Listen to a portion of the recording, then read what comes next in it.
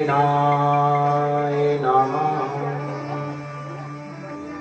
श्री सरस्वत्यै नमः। चरणकमलेभ्यो नमः। श्रीमते रामानुजाय नमः। लक्ष्मीनाथसमारम्भां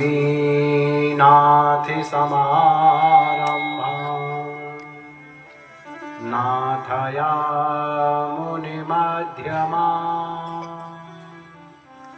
अस्मदाचार्यपर्यन्तां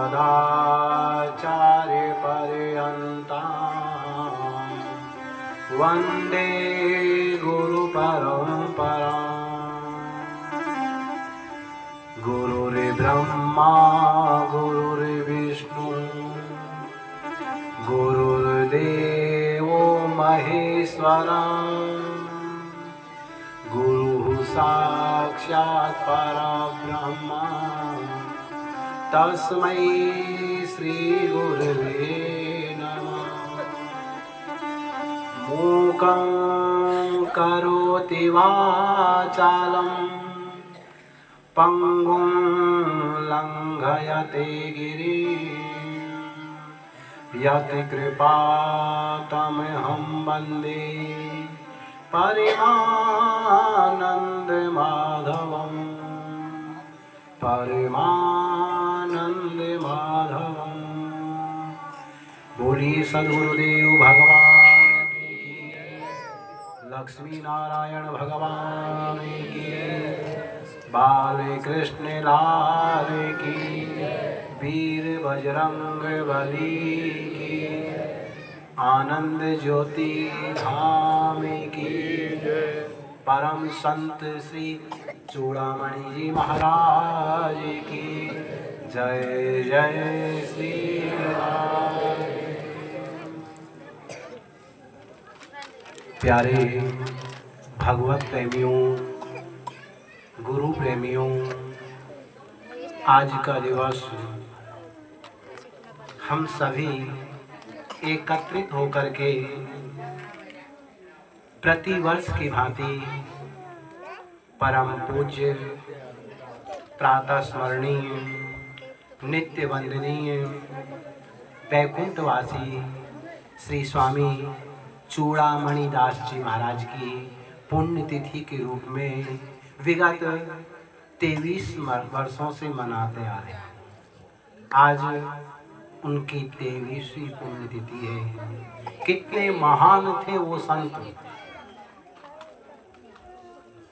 12 दिन के बाद पिता के चले जाने के बाद बोले बेटे उनको याद नहीं करते, लेकिन संतों की महिमा 23 वर्ष बीत गए, हजारों वर्ष बीत जाएंगे, लेकिन हम संतों की पुण्यतिथि मनाते ही रहते हैं। क्यों? संतों का हमारा हम जन्मदिन मनाते हैं, वो संतों की पुण्यतिथि मनाई जाती है। क्यों होता है ऐसा? बोले हम जन्मदिन इसलिए मनाते हैं, बोले भगवान ने बड़ी कृपा की कि हमें मानव बना दिया, हम इसी में अपने आप को धन्य मान रहे हैं। स्वागत है। लेकिन संतों की पुण्यतिथि मनाते हैं क्योंकि संत जीवन में जो भगवत भक्ति करते हैं ना, उनके जो कर्म होते हैं उनको याद कर करके हम प्रतिवर्ष, हमेशा ही प्रतिदिन ही करते हैं, लेकिन प्रतिवर्ष उन संतों की पुण्यतिथि मनाते आ रहे हैं। आप सभी एकत्रित होकर के महाभागवत वैकुंठवासी संत श्री चूड़ामणि दास जी महाराज की पुण्यतिथि आप हम सब मिलकर के मना रहे हैं। ऐसे आयोजनों में आकर ही ये मानव जीवन है ना, वो धन्य बनता है। कहीं सिनेमा थिएटर ये सब चलते हैं, उनमें तो भीड़ लगी जाती है, लेकिन ऐसे अवसरों में जो आता है, इसका आनंद लेता है ना, उसी का जीवन महान है। और केवल अपनी मेहनत से नहीं आ सकते, जब तक उस परमात्मा की कृपा नहीं होगी तब तक ऐसे धार्मिक आयोजनों में हम आ ही नहीं सकते। कोई बड़ा संपन्न व्यक्ति हो, ये कहते हैं ना, मैं पहले भी बताया कि ऐसे आयोजनों में आने का अवसर भगवत कृपा से ही मिलता है।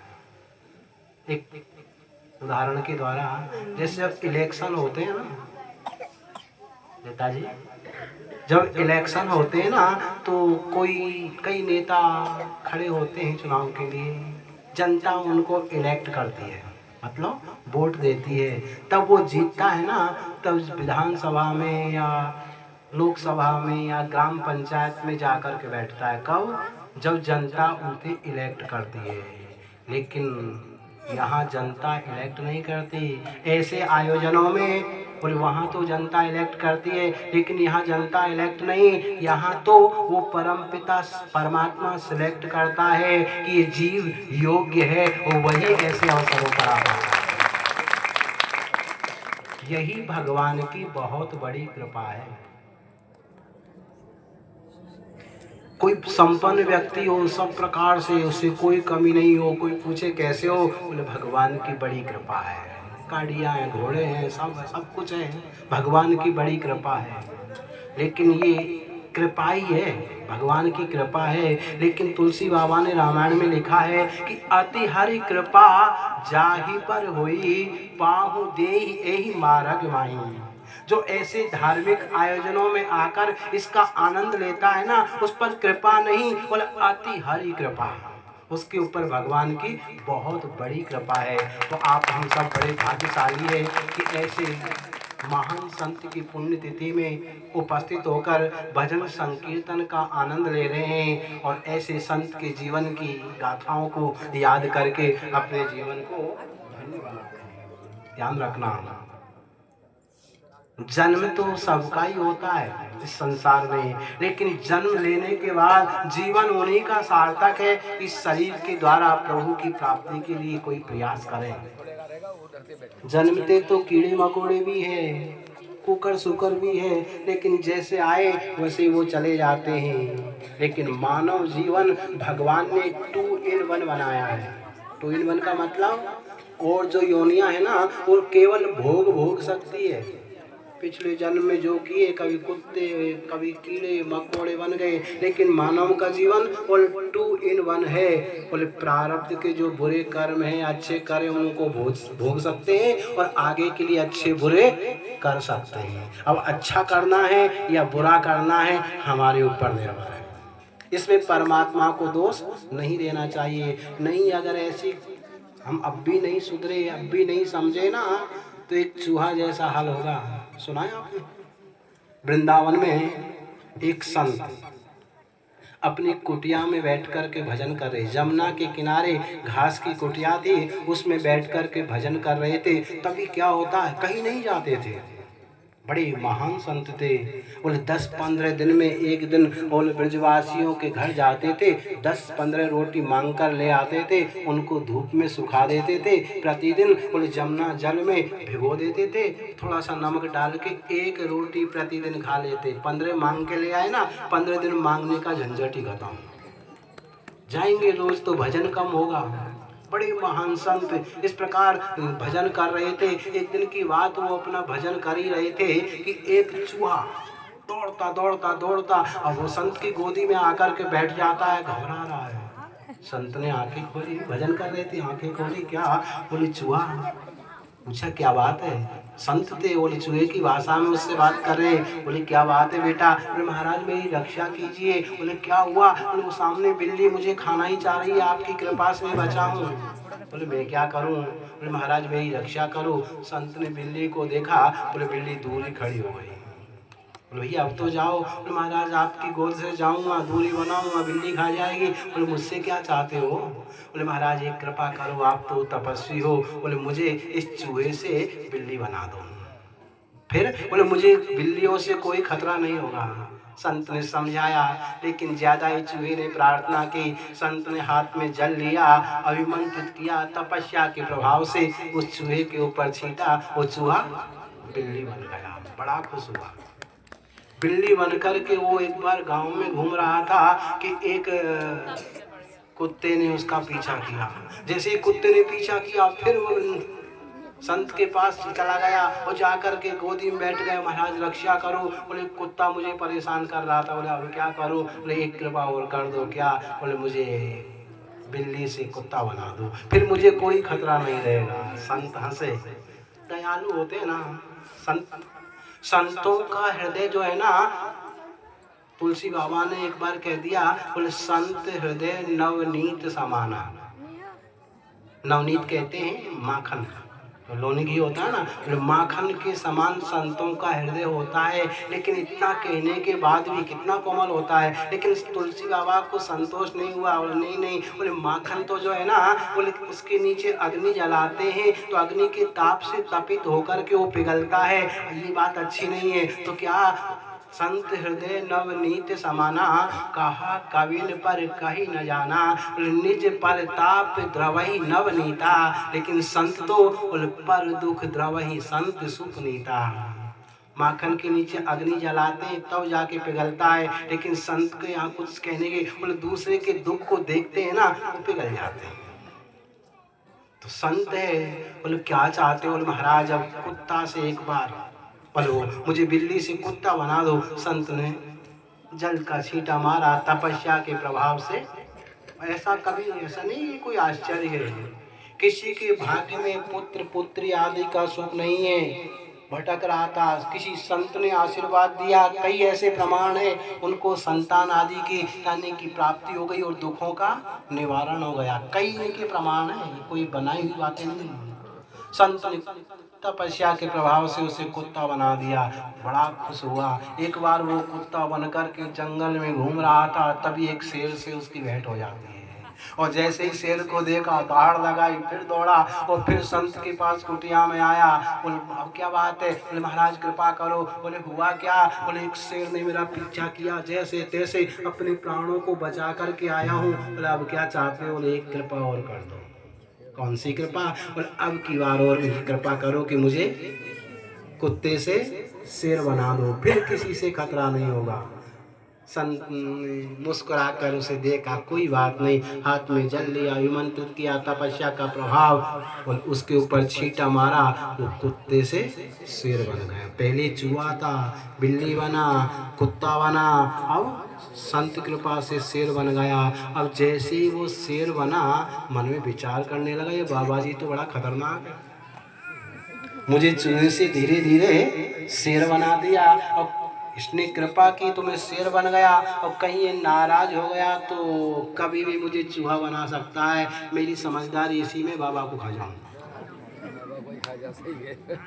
ऐसा विचार शेर बनते ही उसके मन में आया, और जैसे ही ऐसा विचार आया, संत वो चूहा जो ना, वो संत की तरफ दौड़ा। संत तो अंतर्यामी थे, समझ गए, तुरंत जल हाथ में लिया, छींटा मारा, चूहा ही बना दिया। जहाँ का तहाँ ही पहुँच गया।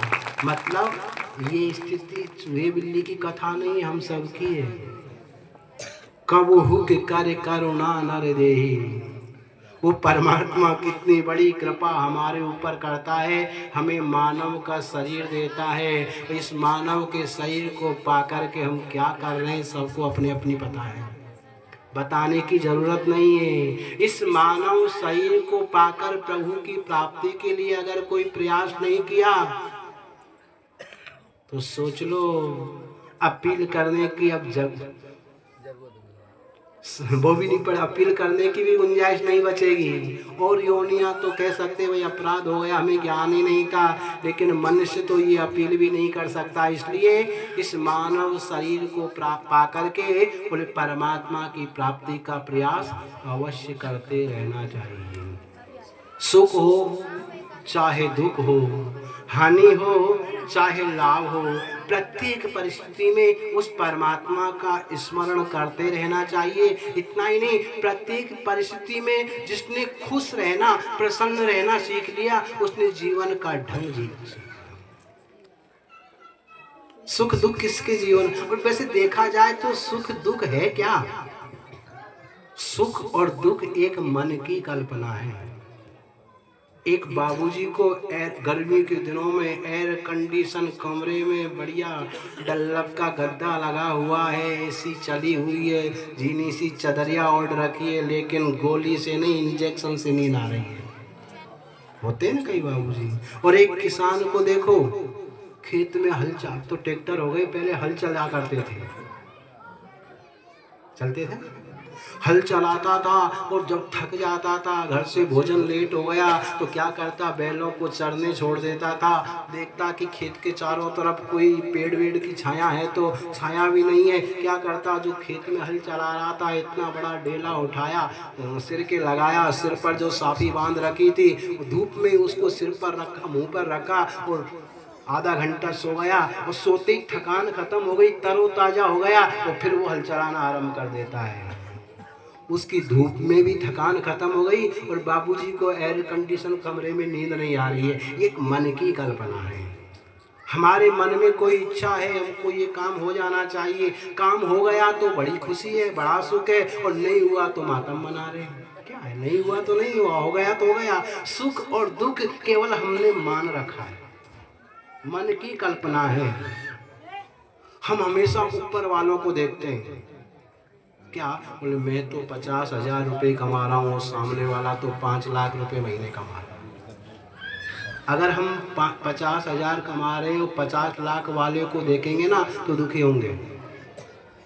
अरे बहुत से बेचारे ऐसे जो 15-20 हज़ार फैक्ट्रियों में नौकरी कर रहे हैं, 15-20 हज़ार रुपये में वो नौकरी करके बच्चों को पढ़ा लिखा रहे हैं, छोटा मोटा घर भी बना लेते। इतना ही नहीं, कई मुझसे जुड़े हुए हैं, 18,000 उनकी अभी हुई, पहले 10-12 हज़ार में करते थे, 18,000 हुई है। उन्होंने मकान भी बना लिया, बच्चों को पढ़ा भी लिया और बच्चे बच्चियों की शादी भी कर ली और खुश है। तो बाबूजी 5 लाख रुपए महीना कमा रहे हैं ना, उनसे ज्यादा वो खुश है, उनसे ज्यादा भोजन करते हैं वो। जितना पैसा बढ़ेगा ना भोजन उतना ही कम हो जाता है, इसलिए ज्यादा पैसे के चक्कर में नहीं रहना चाहिए।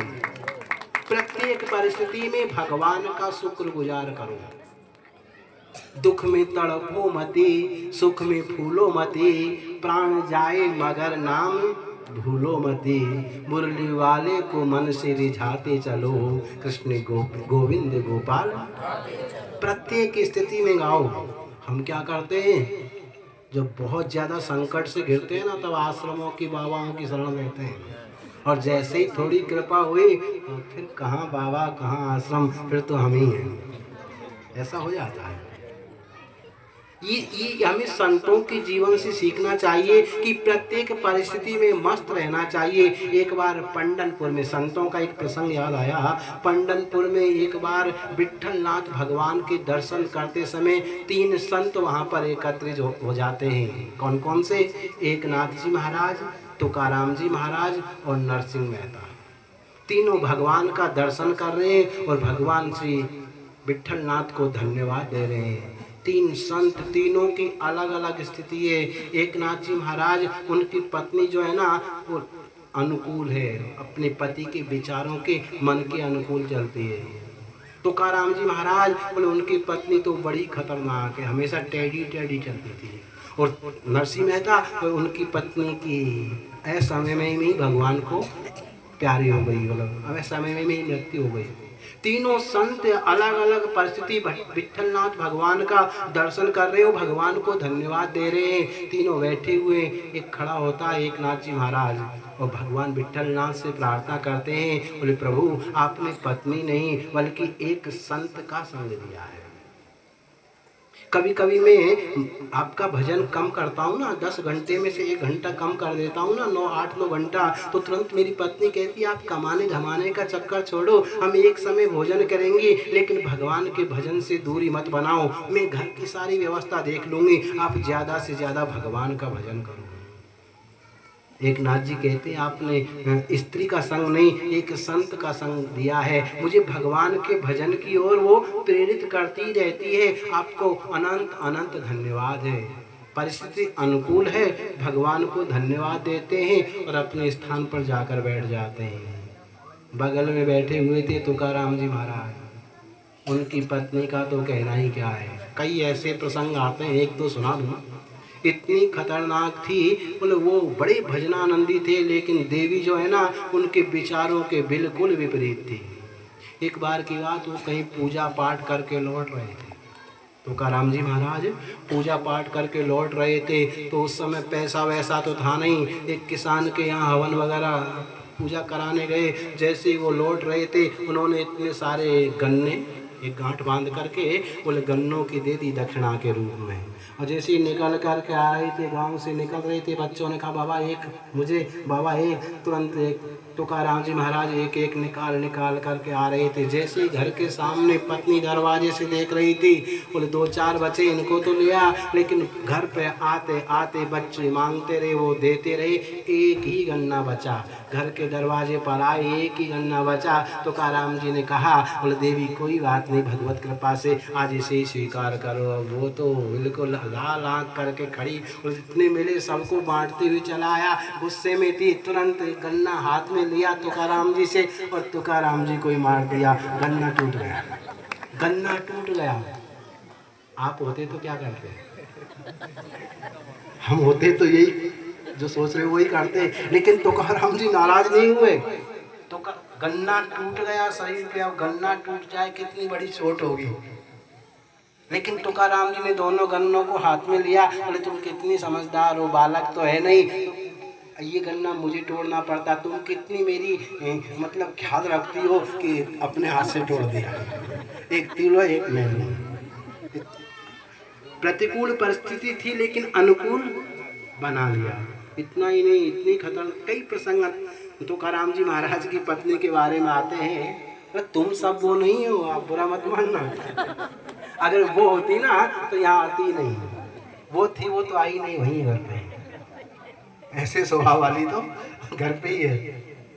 एक और प्रसंग, बोले एक बार तुकाराम जी महाराज बड़े सत्संग प्रेमी थे, भगवत कीर्तन करते ही रहते थे। घर के आंगन में संत आते जाते रहते थे, कभी कीर्तन कभी सत्संग। घंटा 2 घंटा से सत्संग हो रहा था। पत्नी अंदर से तिल मिला रही थी, कब ये जाए कब ये जाए, लेकिन नहीं गए। अब तो उसने पहले कुएं पे पानी भरने जाया करते थे, रस्सी ले करके और गगरी वगरी सिर पर वो मिट्टी की मटकियाँ ले करके माताएं जाया करती थी। अब तो नल आ गए, वो व्यवस्थाएं अब भी है, चलो गांव में तो है अभी, लेकिन शहर का पता नहीं।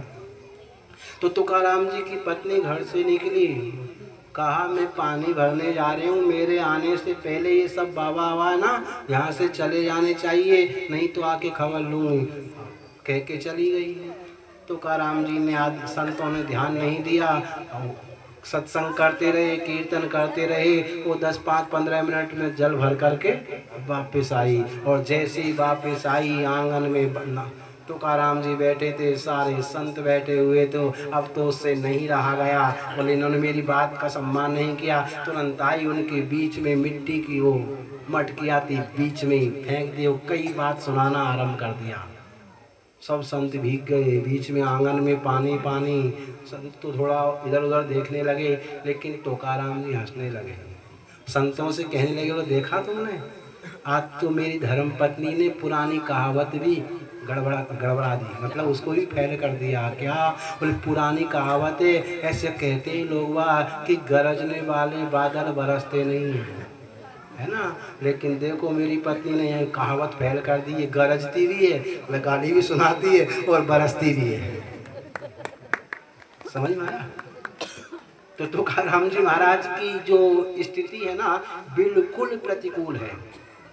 हमेशा तुकाराम जी की पत्नी उनके विचारों के विपरीत चलती है, लेकिन फिर भी वो बड़े खुश है। वो खुश होकर के विट्ठलनाथ भगवान से प्रार्थना कर रहे हैं, प्रभु आप जानते थे, भगवान से कह रहे हैं, और आप जानते थे कि अगर तुकाराम को पत्नी अनुकूल मिल गई ना तो ये मुझसे दूरी बना लेगा, मेरा भजन नहीं करेगा, इसलिए आपने जानबूझकर मुझे प्रतिकूल लड़ाई झगड़ा करने वाली दी है। इसलिए क्या करता हूँ, घर पर जाता हूँ, रोटी खाता हूँ, भोजन करता हूँ, आश्रम में चला आता हूँ, पूरे दिन भजन करता हूँ, सेवा करता हूँ, वहाँ भोजन मिल जाए तो ठीक है, फिर शाम को घर चला जाता हूँ, सो जाता हूँ, रोटी खा के फिर आ जाता हूँ। आपके अनंत अनंत धन्यवाद है। अगर पत्नी अनुकूल होती ना तो शायद मेरा मन पत्नी और बच्चों में फंस जाता, मैं आपका भजन नहीं कर पाता, इसलिए आपके अनंत अनंत धन्यवाद है। तीसरे संत एकनाथ जी महाराज, वो नरसिंह मेहता, उनकी पत्नी बोले युवावस्था में उनका साथ छोड़ करके चली गई। वो भी भगवान से प्रार्थना करते हैं, बोले प्रभु आप जानते हैं कि भक्त और भगवान के बीच में कोई तीसरा होता है ना, गड़बड़ होता है। तीसरा आता है ना तो भजन में विक्षेप आता है। इसलिए आपने अच्छा ही किया, युवावस्था में पत्नी को अपने धाम में बुला लिया। अब मैं और तू टिक्कड़ बनाता हूँ, तुम्हारा भोग लगाता हूँ, प्रेम से पाता हूँ और निरंतर तेरा गुणगान करता रहता हूँ। तीनों संतों की परिस्थिति अलग अलग है, लेकिन अलग अलग परिस्थिति में चाहे अनुकूल है चाहे प्रतिकूल है वो मस्त रहते हैं। लेकिन यहाँ तो हमारा बड़ा बुरा हाल है, महाराज बड़े परेशान हैं। क्यों परेशान हैं? बोले इस साल तो 2 करोड़ का नुकसान हुआ है। ऐसे मेरे नज़दीक है, उनकी बात कह रहा हूँ, जो मुझसे कहा है उनकी बात कर रहा हूँ। बोले ऐसा क्या हुआ भाई, 2 करोड़ का नुकसान तो बड़ा होता है। बोले नहीं, बोले पिछली वर्ष तो ना 4 करोड़ बचे थे बिजनेस में, अब की बार 2 ही करोड़ बचे तो हैं उसको वो पिछली साल से घाटा मान रहा है। अरे भगवान ने 2 करोड़, हमको 2 लाख बच जाए वही बहुत है, हम तो उसी में खुश है, वो 2 करोड़ में भी खुश नहीं है। बोले दुख है नहीं, लेकिन दुख हमने जानबूझ करके बना रखा है। लेकिन संतों की शरण में जाएंगे ना, संतों की शरण में जाएंगे ना तो ये सब तुच्छ लगेंगे। जैसी भी परिस्थिति में वो रख रहे हैं ना, उसी में आनंदित होकर और भगवान का गुणगान करते रहेंगे। अगर भगवान की सच्चे मन से हम पुकार करते हैं ना, अगर कुछ मांगना भी हो, अगर सच्चे मन से पुकारे ना, ये पक्की बात है वो आज भी देने के लिए तैयार है। हमारी पुकार थोड़ी झूठी है। प्रभु तो मिलने के लिए सदा खड़े तैयार, किसी कवि ने लिखा है, हरि तो मिलने के लिए सदा खड़े तैयार, लेकिन हम करते नहीं सच्ची प्रेम पुकार। अगर हम बड़े प्रेम से पुकार करें ना तो भगवान ज़्यादा दूर नहीं है। संतों ने लिखा, जो तू आवे एक पग मैं आऊँ पग 60। तू एक पग मेरी तरफ बढ़ाएगा ना, मैं 60 कदम आगे रखूंगा। और कहीं तू टेढ़ा चलेगा ना तो जो तू कर रो काट को तो मैं लोहे की, मेरा क्या बिगाड़ सकता है। भगवान कहते मेरा क्या बिगाड़ेगा। अगर सच्चे प्रेम की पुकार हम करेंगे तो जरूर वो परमात्मा सुनता है।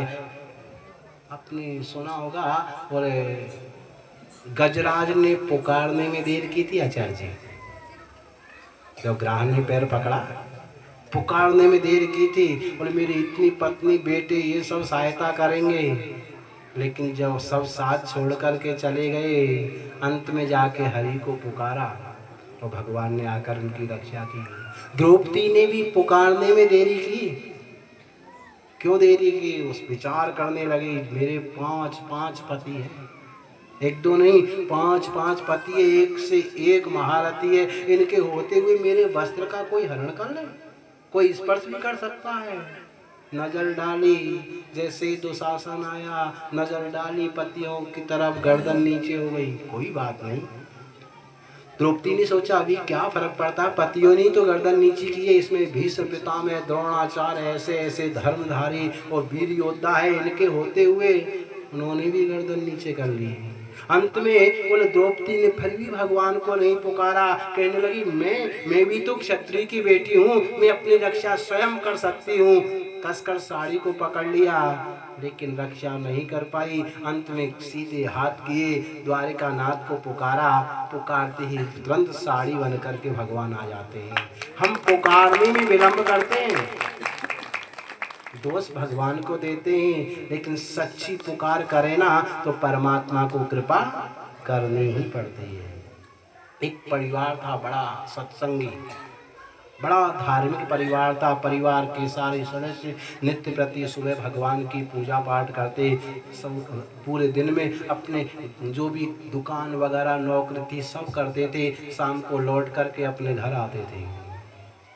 और 1 घंटा भोजन करने के बाद सारे परिवार के सदस्य जो है ना वो 1 घंटा कीर्तन किया करते थे। आचार्य जी कितना अच्छा परिवार था। और हम भोजन करते हैं और रिमोट लेके बैठ जाते हैं। कौन क्या देख, और तो रिमोट भी, टीवी भी पूरी वो पीछे की चीज़ हो गई, सब अपने अपने जगह पड़े हुए हैं। आए नौकरी से, भोजन भी कह कह के बुलाते हैं, वो उधर पड़ा हुआ है, वो उधर पड़ा हुआ है, वो उधर, सब अपने, कोई सोफे पे पड़ा है, कोई काम। यही स्थिति है घरों की, बड़ा बुरा हाल है। कई लोग आके कहते हैं महाराज जी क्या करें, बच्चे बच्चियाँ सब ये फ़ोन को ही नहीं छोड़ते, लेकिन इसमें बच्चों का बच्चियों का दोष नहीं है, आप सबका दोष है। क्यों? थोड़ा भी बच्चा रोने लगा, 6 महीना का हो चाहे 7 महीने का हो, साल भर का हो, उसे फ़ोन पकड़ा देते हैं, चुप हो जाता है वो और उसमें लगा रहता है। माता जी ने सोचा और झंझट खत्म हुआ।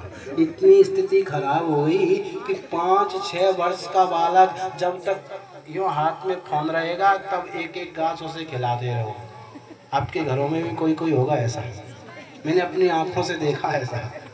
मेरी दिल्ली कहाँ पे भागो तो जमुना विहार, भजनपुरा जमुना विहार में जिस बालक के जन्मदिन के उपलक्ष्य में भागवत हुई थी ना, वो 5 वर्ष का था उस समय, वो तो 7-8 वर्ष का हो गया, मतलब 5 वर्ष का था। यूँ फोन देख रहा, एक घास खाया, 5 मिनट बाद दूसरा घास खाया, अरे यही काम रह गया। मतलब आधा पौना घंटा उसे भोजन कराने में लग रहे हैं। आदत किसने बिगाड़ी? नेताजी, हम बिगाड़ रहे हैं। बचपन से उसे फ़ोन दे रहे हैं, वो बाद में जब बड़ा होगा तो वो फ़ोन देखेगा ही। अगर उस सबको छोड़कर सारा परिवार अपने कार्यों से निवृत्त होकर के आए, घर पर भोजन करें, भोजन के बाद 1 घंटा नहीं तो आधा घंटा सारे परिवार के सदस्य बैठ जाएं, वो बड़े प्रेम से आधा घंटा भगवान नाम संकीर्तन करें, भगवान का भजन करें, तब उस परिवार की देखो स्थिति क्या बनती है। समझे जी? बड़ा आनंद आता है, बड़ा खुशहाल वो परिवार रहता है। तो जो परिवार की मैं चर्चा कर रहा हूँ ना, परिवार के सारे सदस्य बड़े आनंदित थे, बड़े भक्त थे, भगवान का नाम संकीर्तन सब करते थे। उसी परिवार में एक बालक जो है ना, वो थोड़ा नास्तिक प्रवृत्ति का हो गया। वो भगवान की पूजा तो दूर, बोले भगवान का नाम भी नहीं लेता था। परिवार वालों ने उसका विवाह कर दिया, विवाह करके, और उसको क्या कोई काम तो करवाना ही चाहिए, परिवार का ही सदस्य। उनको बाजार में एक मेडिकल की दुकान खुलवा दी, दवाइयों की दुकान खुलवा दी। और उसी का, उसकी दादी ने उद्घाटन के समय कहा, बोले बेटा कोई बात नहीं, तू नाम लेता है या नहीं लेता है, लेकिन मेरे कहने से मेरी खुशी के लिए, बोले इसमें तू एक बांके बिहारी का फोटो लगवा ले, बालकृष्ण प्रभु का फोटो लगवा ले। पहले उसने मना की, लेकिन दादी की इच्छा थी। बोले तू पूजा मत करना, धूप बत्ती मत करना, दीपक मत जलाना, लेकिन एक फ़ोटो तो लगा ही ले। उस दुकान में उसने वो फ़ोटो लगवा ली। दुकान करता रहा था। उसी नगर में एक बार क्या हुआ, बड़ी जोर की बरसात हुई। इतनी जोर से मूसलाधार बरसात हुई कि सारे बाजार में पानी ही पानी हो गया। सब बड़े परेशान, सब लोग अपने अपने दुकानों को बढ़ा करके अपने अपने घर चले गए। और वो व्यक्ति बोले अपने शटर को आधी बंद करके अपने 4 मित्रों को बुला करके ताश खेल रहा था। कौन? वो नास्तिक प्रवृत्ति का जो बालक था, वो अपने साथियों के साथ ताश खेल रहा था। तभी उस नगर में क्या हुआ, बोले एक कोई माता जी थी। उस माता जी विधवा थी बेचारी, उसके पति नहीं था। उसका एक 12-13 वर्ष का बालक था। उसी समय, उस बरसात के समय ही, बरसात शहर में हो रही थी, उस माता जी को बुखार आ गया।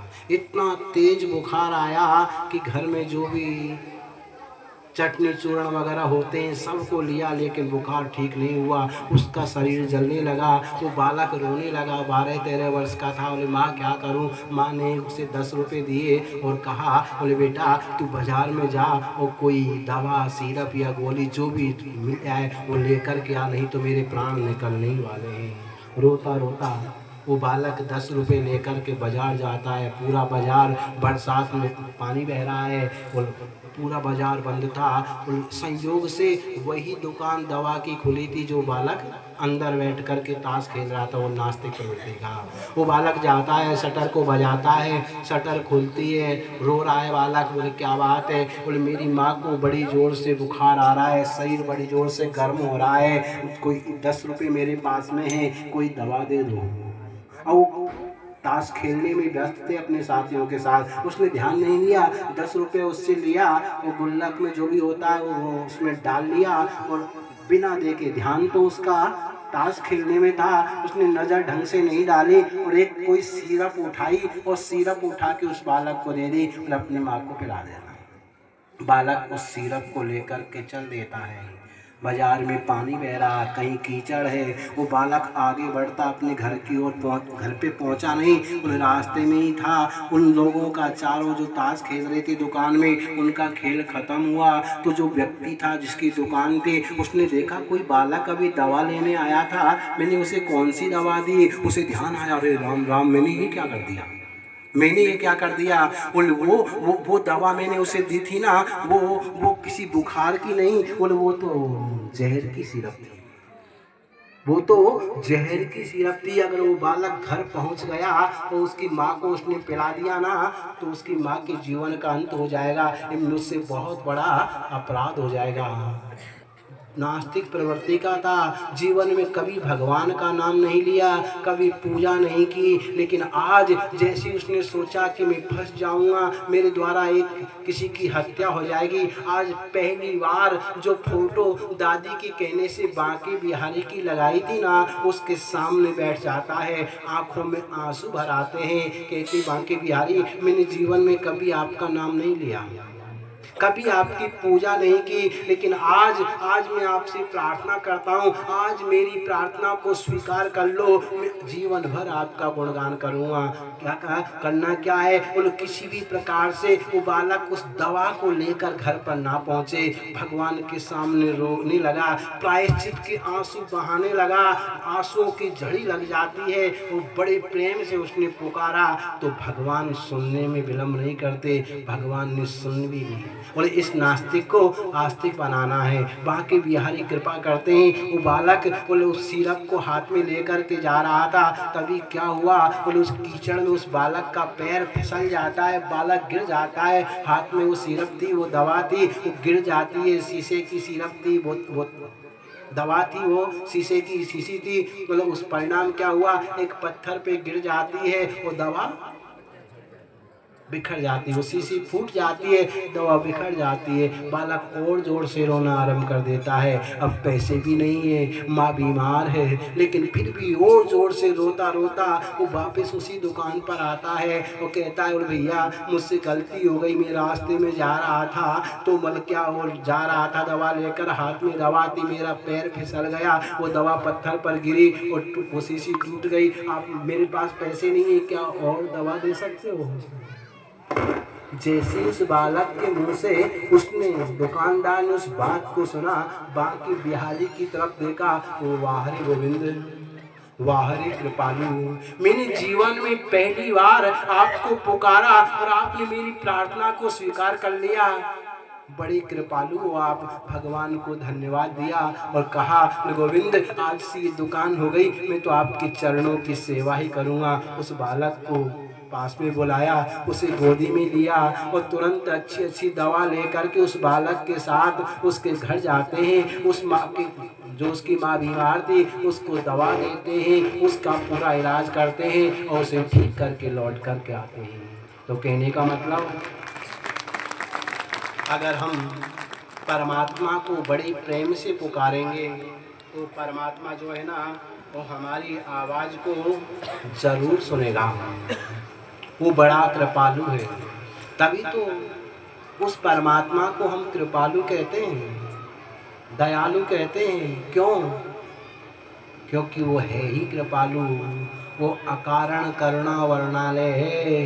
अगर परमात्मा हम जीवों के अवगुणों को देखने लग जाए ना तो कभी कृपा कर ही नहीं सकता।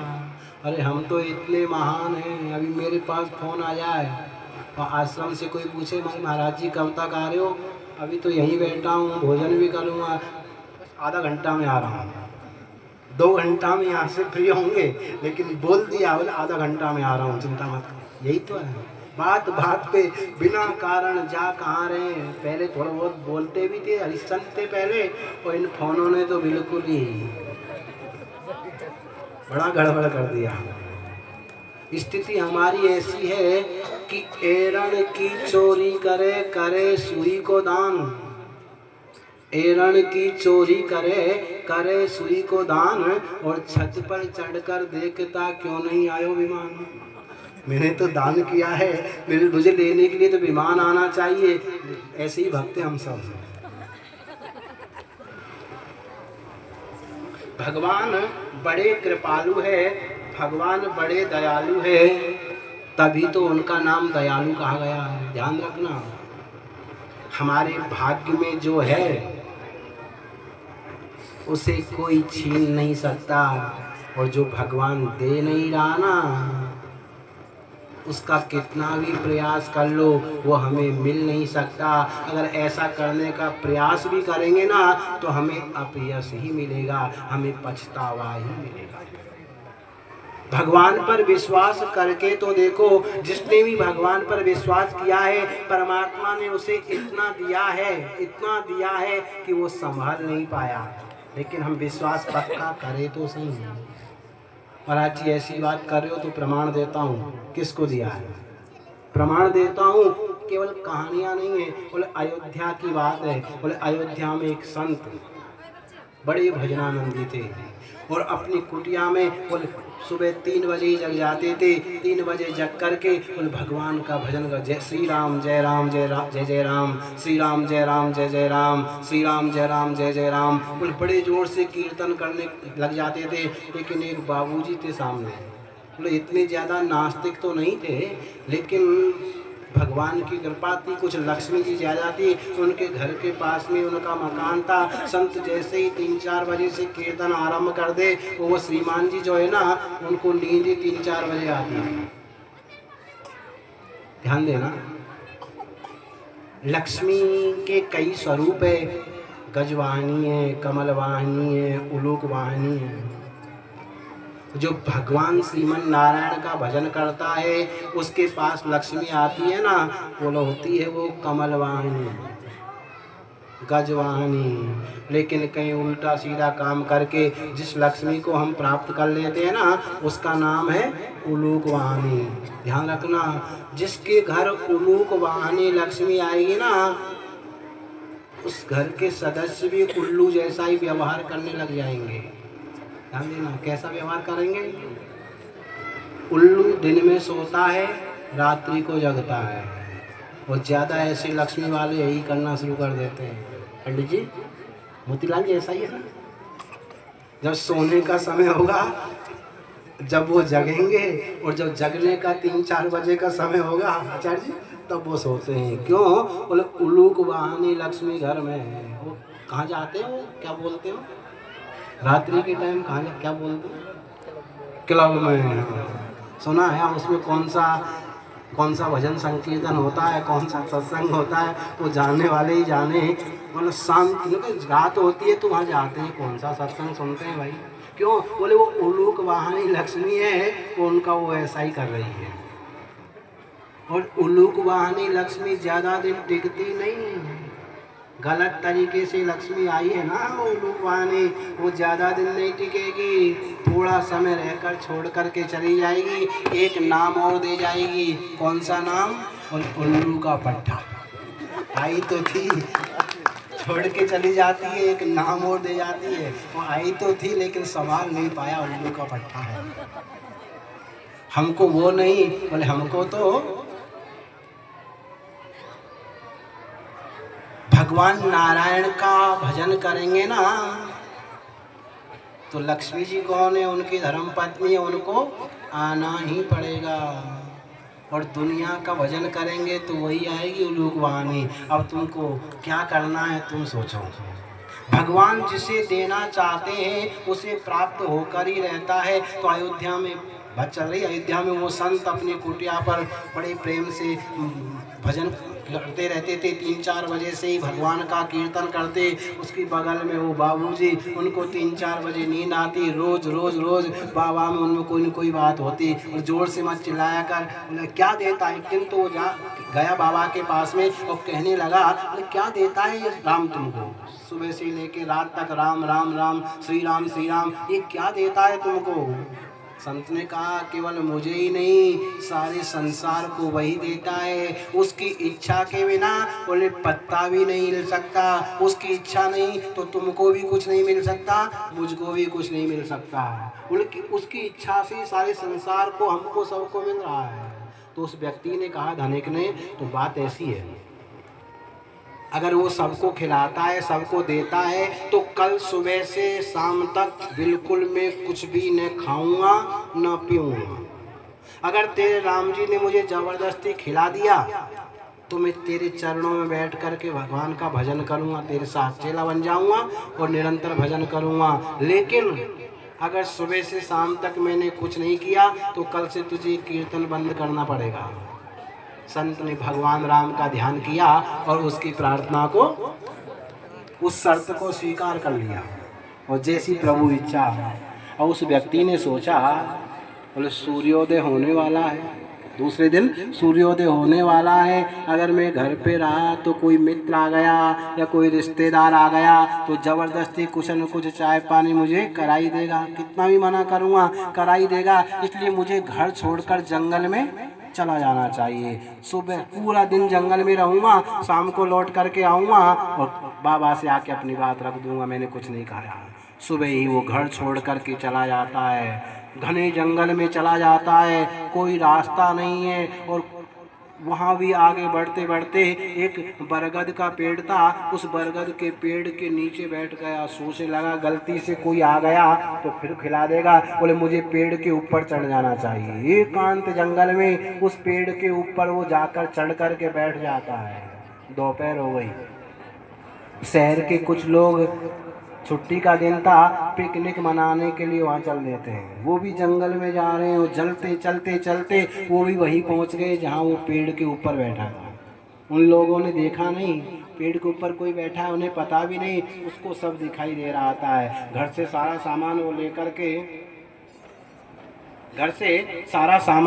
के वो जाते हैं और पेड़ की बड़ी सुंदर छाया देखी, बड़ा शीतल जगह है। अपने अपने घरों से सामान जो पत्तल वत्तल में लगा करके अब बढ़िया सुंदर तरीके से छाया का जंगल का आनंद लेने ही वाले थे, भोजन करने ही वाले थे। उसी समय क्या बोले कुछ डकैतों की आवाज़ आई दूर से, बोले डकैत आ रहे हैं, पहचान गए। बोले ये डकैत अगर आ गए पकड़ के ले जाएंगे, क्या क्या फिरौती मांगेंगे, कितना परेशान करेंगे। भोजन लगाया पत्तलों में छोड़ा, उन्होंने दौड़ लगाई, भाग गए। डकैत वहाँ निकल रहे थे पेड़ के नीचे, इतनी पत्तलों में भोजन देखो वो चोरों का यह हाल है, डकैतों का। आजकल तो डकैत इतने खतरनाक हो गए, बैठे बैठे फोनों से काम करते रहते हैं, क्रिमिनल हो गए। पहले डकैत जंगलों में रहा करते थे, कभी कभी तो खूब मिल जाए और कभी कभी 2-2 3 दिन भूखे ही रहते, ऐसी स्थिति थी पहले डकैती में। तो 2 दिन से भूखे थे, जैसे भोजन को देखा सारे चोर डकैत कहने लगे अरे भगवान कितने कृपालु हैं, उनको पता है कि हम 2 दिन से भूखे हैं, इतना सुंदर भोजन यहाँ पर रखा हुआ है। और जैसे ही खाने के लिए दौड़े तो उन डकैतों का जो सरदार था उसने कहा खबरदार कोई भोजन नहीं करेगा। क्या हुआ? बोले कहीं ऐसा तो नहीं कि हमको जाल में फंसाने के लिए किसी ने ये साजिश रची हो, इसमें कुछ मिला दिया हो, हम बेहोश हो जाएं इसे खाकर और हमको पकड़ करके ले जाए। अगर किसी ने ये हमारे साथ साजिश की है ना, वो ज़्यादा दूर नहीं, कहीं इधर आसपास में ही होगा। बोले हाँ, सबके समझ में आया। बोले ऐसे जंगल में भोजन कहाँ से आएगा, कोई न कोई साजिश तो है ही। एक कहने लगा बोले हमारे साथ साजिश रचने वाला अगर मुझे मिल जाए दिख जाए तो गोली मार दूंगा। उसको डंडा से इस प्रकार सुनाने लगे और जैसे गोली मारने का नाम लिया, उसी पेड़ के ऊपर वो बैठा हुआ था, वो डर गया और डर करके जैसे वो हिला, डाली हिली, पत्ते हिले, पता चल गया उनको, वो पता चल गया और वो रहा उसे नीचे उतरवाया। काल भैया किसने सुपारी दी है हमें पकड़ने के लिए? बोले नहीं, उसने सारी बातें अपनी रखी। अच्छा बात बना रहा है। अभी मार डंडा मतलब मार वो बंदूक की नाल होती है ना, उसके ठोके दे के अच्छा तो कोई बात नहीं, इसमें कुछ भी नहीं है। बोले कुछ भी नहीं है भैया, खूब अपनी बात रखी। अच्छा अभी तू लाइन पे नहीं आएगा, अगर इसमें कुछ भी नहीं है ना तो इसमें से सब पत्तलों में से एक एक घास खा।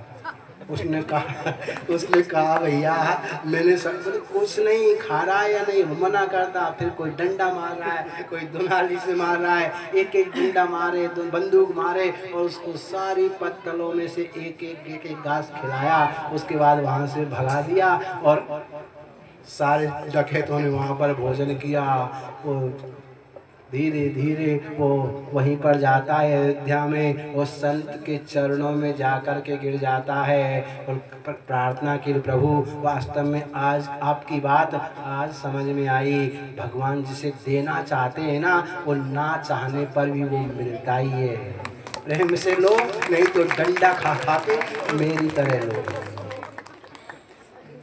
तो भगवान जिसे देना चाहते हैं ना, उसे प्राप्त करना ही पड़ेगा।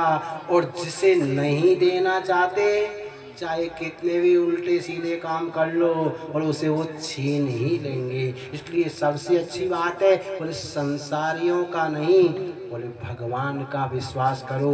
भगवान के प्रति जिसका विश्वास बन गया, उसे संसारियों से मांगना ही नहीं पड़ेगा।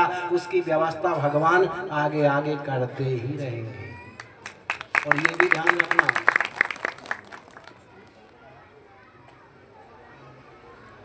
बहुत से आदमी कहते हैं और महाराज मैंने कभी गलत नहीं किया, लेकिन सारे लोग मेरे पीछे ही पड़े रहते हैं, मुझे ये मिल गया। कहते हैं सबकी इच्छा होती है, मैंने ऐसा कुछ नहीं किया लेकिन फिर भी मुझे दंड मिल रहा है। ये सब ऐसा नहीं है, थोड़ा इंतज़ार करो। जो गलती करता है ना, उसी को दंड मिलता है। हमें लगता है थोड़ी जल्दबाजी कर जाते हैं हम कि नहीं नहीं कुछ नहीं हो रहा है, गलती करने वालों का, गलती करने वालों को दंड मिलता ही मिलता है। और ये नीति का धर्म है, हम नहीं। बोले नीति ऐसा करवाती है। बोले एक व्यक्ति था, वो रास्ते से जा रहा था, पहलवान जी, एक व्यक्ति बोले रास्ते से जा रहा था, जैसे रास्ते से निकल रहा था, किसी संत से आ गया।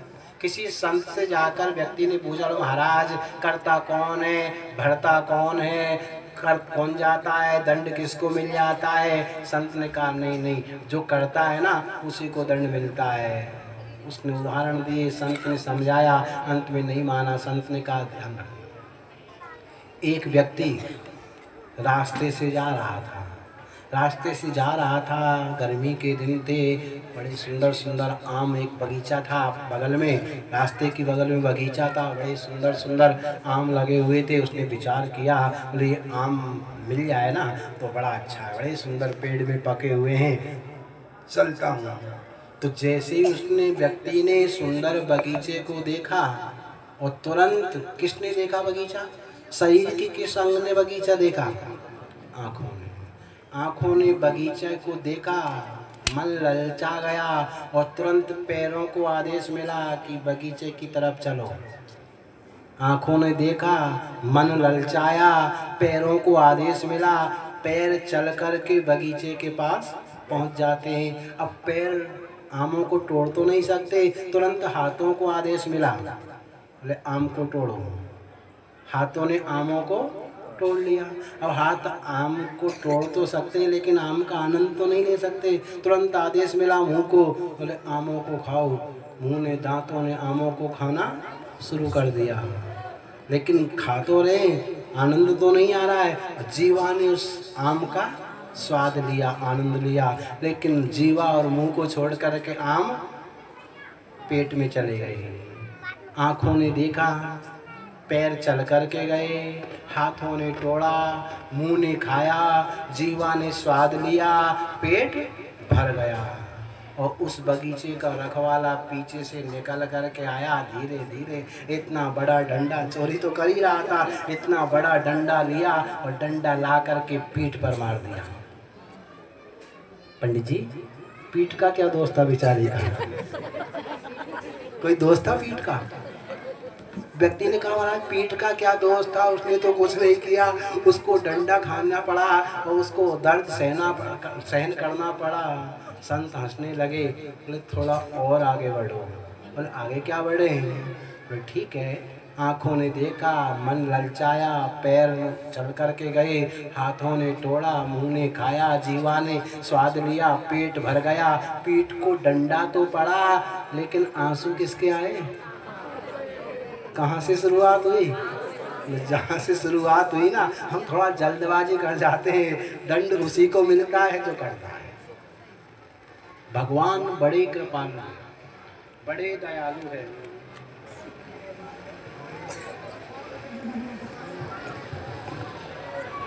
उनके समान कृपालु और उनके समान दयालु कोई हो ही नहीं सकता।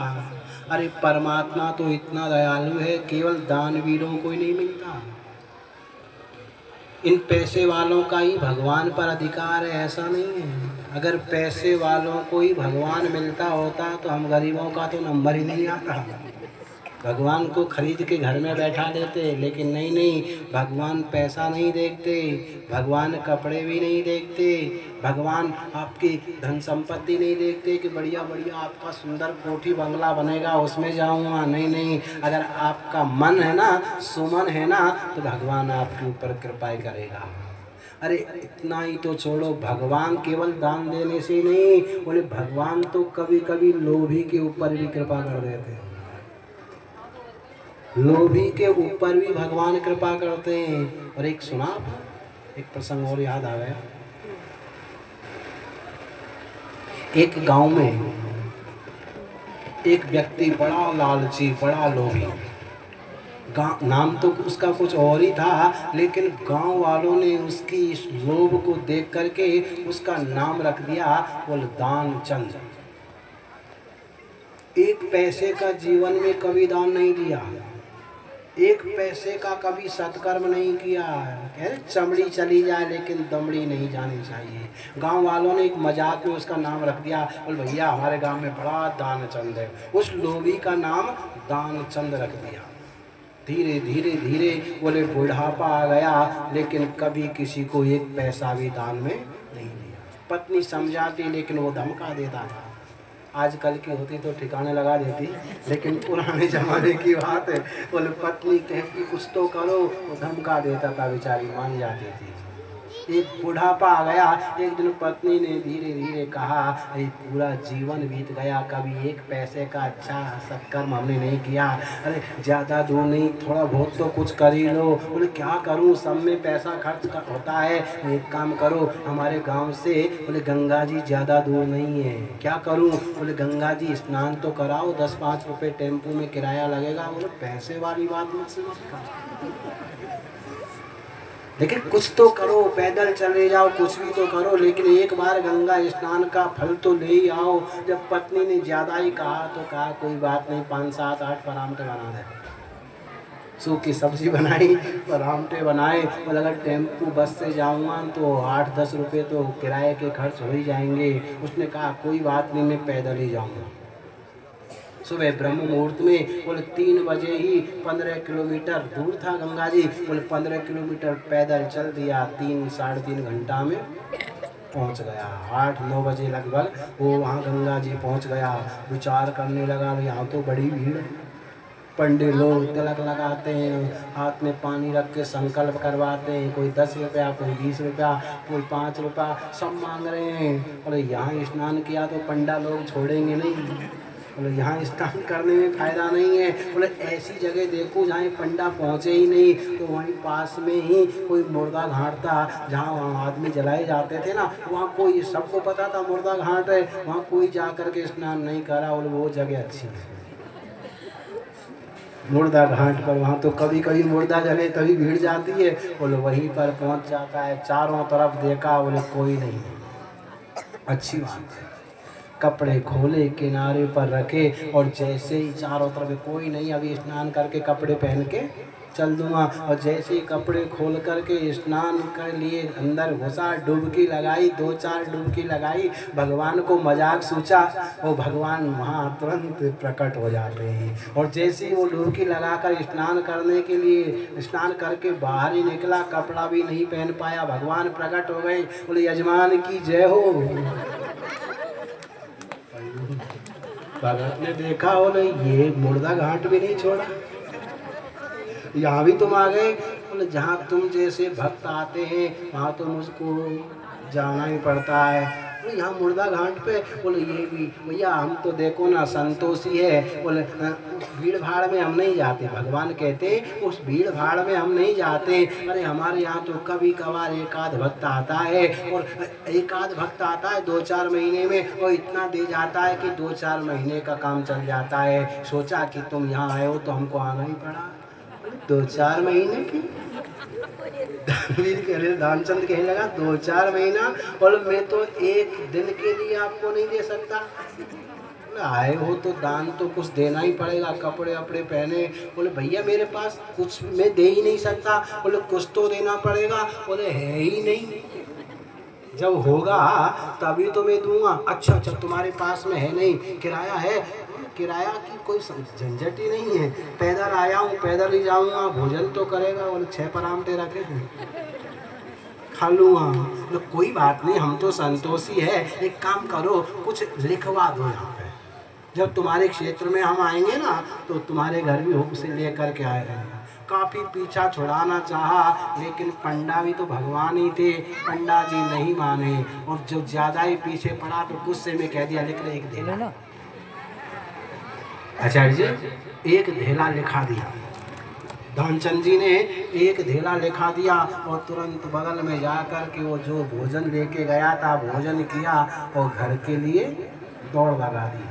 सुबह से गया, स्नान किया, थक गया था, आकर के वो पैदल चल कर के आया। सायंकाल हो गई, भोजन किया और सो गया। जैसे वो सोए थे, भगवान तो अंतर्यामी है, तुरंत वहीं पर पहुंच जाते, पीछे पीछे उसके घर पर जाकर के दानचंद जी का दरवाज़ा बजा देते हैं। वो तो थके हुए थे, भोजन करके लेटे ही थे। उसकी पत्नी निकली, बोले क्या बात है?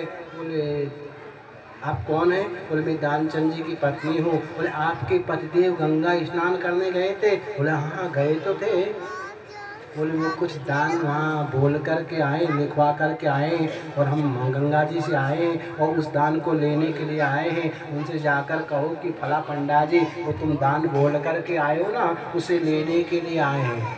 अच्छा अच्छा बोलती हूँ। दानचंद जी की घरवाली अंदर गई, जाकर बोला आप गंगा स्नान करने गए थे? बोले हाँ गया तो था। वहाँ कोई पंडा वंडा मिला था? बोले हाँ मिला तो था। बोले कुछ लिखवाया था क्या? बोले हाँ लिखवाया था। बोले आ गए? बोले आ गए? एक ढेला के लिए इतनी दूर आ गए? बोले बिल्कुल बाहर खड़े हैं। दानचंद जी ने सोचा अगर बाहर गया तो ढेला देना पड़ेगा। उसने अपनी पत्नी से कहा, और जाकर के बोलो कि वो पैदल गए थे और स्नान करके आए, दोपहरी में स्नान किया और लौट करके आए, थक गए, उनको बुखार आ गया, उनको बुखार आ गया है, इसलिए वो अभी नहीं मिल सकते। पत्नी ने कहा, बोले उनको बड़ा थकावट है, बुखार आ गया, इसलिए अभी आपसे वो नहीं मिल सकते, फिर आना। कोई बात नहीं, हमारे यजमान बीमार है और ऐसी स्थिति में हम छोड़ कर के कैसे जाएंगे? कोई बात नहीं, हमारे रहने की खाने की व्यवस्था कर दो, हम जब वो ठीक हो जाएंगे 2-4 दिन में तब मिल लेंगे और तब चले जाएंगे। पत्नी अंदर गई, बोले वो तो रुकने के लिए कह रहे। अच्छा रुकेगा? और 4 दिन? कोई बात, उससे जाके कह दो। बोले वो चले गए। मतलब उनसे जाके बोल दो वो दुनिया से चले गए या मर गए। पत्नी कहती है क्या कह रही हो? बोले मैं कह रहा हूँ ना, पुराने जमाने की बात, आदेश दिया, बेचारी घबराती घबराती गई। वो जाकर कहने लगी, जी आंसू भी मुंह बनाया और जाके कह रही क्या बताऊँ, वो तो बड़ी दूर से चल कर के आए, थक गए, बुखार आया और अब तो इस दुनिया में नहीं। अच्छा अच्छा अच्छा अच्छा, हमारे यजमान चले गए? और हमारे यजमान चले जाए और हम इस स्थिति में उनको छोड़ करके चले जाए, अच्छी बात थोड़ी है। कोई बात नहीं, तुम अकेली हो, बच्चे भी नहीं, कोई बात नहीं, अब गांव वालों को मैं ही खबर कर देता हूँ। भगवान ने अनेक रूप धारण किए और सारे गांव वालों को थोड़ी देर में सबको बता दिया कि वो दानचंद जी चले गए, दानचंद जी चले गए, दानचंद जी चले गए। सारे गांव वाले उसके घर इकट्ठे हो गए और पंडा जी वहीं खड़े हैं। बोला अब ऐसे कैसे चला जाऊंगा? अब यजमान का क्रियाकर्म करके तो जाना ही पड़ेगा। वो जाने को तैयार नहीं है और वो दानचंद जी और वो जीवित होने को तैयार नहीं है। मरा नहीं है लेकिन श्वास खींच लिया और बिल्कुल बिल्कुल ऐसा लग रहा है कि मर ही गया है क्या। गांव वालों ने खूब हिला डुला के देखा, कम बकत सांस भी लेना बंद कर रहा है, लंबी लंबी धीरे से सांस ले रहा है। नाटक शुरू किया। गांव वालों ने सोचा वो अकेली बेचारी कहाँ तक परेशान होगी, इसलिए गांव वालों ने लकड़ी वगैरह जो भी सब व्यवस्था होती है मरने के बाद सारी तैयारी कर ली। और राम नाम सत्य है जो भी कहते हैं वो बोलते हुए उसे बांध करके शमशान के लिए चल देता है। लेकिन कम वक्त अब भी खड़ा होने को तैयार नहीं है, अब भी वो खड़ा नहीं हो रहा है। लेकिन जैसे उसे घर से ले जाने लगे, पत्नी ने कहा बोले ये मरे नहीं है, ये नाटक करें, मुझे छोड़ करके नहीं जा सकते। बोले यही तो माया है। गांव वाले कोई बात नहीं सुन रहे, सब ऐसे ही तो कहते हैं। कोई हमारा असमय में चला जाए तो ये मर नहीं सकता, ये मुझे नहीं छोड़ सकता है, छोड़ गए। गाँव वाले कहते हो यही तो मोह है, लेकिन चला ही गया तो वो बेचारी रोती ही रही, वो चला जाता है। शमशान भूमि पर पहुंच जाते हैं, शमशान भूमि में पहुंच जाते हैं। उसे खोला, लकड़ियां जमाई और चिता पे रख दिया, लेकिन अब भी खड़ा होने को तैयार नहीं है, अब भी खड़ा होने को वो तैयार नहीं है। अब तो जैसे ही आग लगने वाली थी, भगवान ने सोचा मर जाएगा, बड़ा खतरनाक है ये तो, तभी तो भगवान आए। मतलब एक लोभ की भी पराकाष्ठा है। भगवान ने सोचा अब जाने को तैयार है, लेकिन ये देने वाला भगवान ने सब लोगों को दूर किया। वो आग लगने से पहले बोले मैं कुछ मंत्र जानता हूँ, शायद मुझे प्रयोग करने दो कि ये जीवित हो जाए। तुम गंगा जी से आए वही प्रयास कर लो। सब लोग पीछे हट गए, वो सब थोड़ा दूर हो जाओ। भगवान ने उसके कान पे जा कर के कहा, बोले आया हूँ बैकुंठ से, तुमसे नाता जोड़। मैं बैकुंठ से आया हूँ और तुम्हारा ये जो व्यवहार है ना मुझे बड़ा अच्छा लगा है।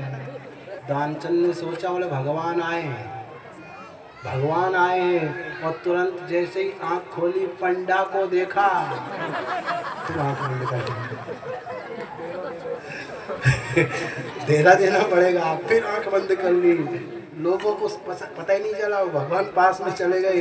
भगवान ने कहा आया हूँ बैकुंठ से, तुमसे नाता जोड़। देखा, आंख बंद कर ली। भगवान से कहा उठो भगत कुछ मांग लो। भगवान ने कहा बोले उठो भगत कुछ मांग लो। अरे मैं लेने नहीं, मैं तो तुझे कुछ देने आया हूँ, कुछ मांग लो।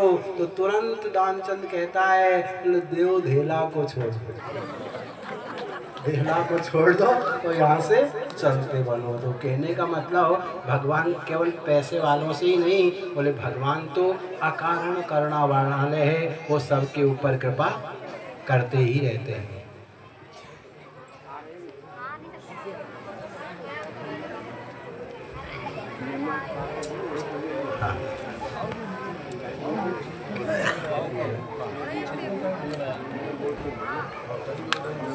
बंद कर दूं? कर दूंगा।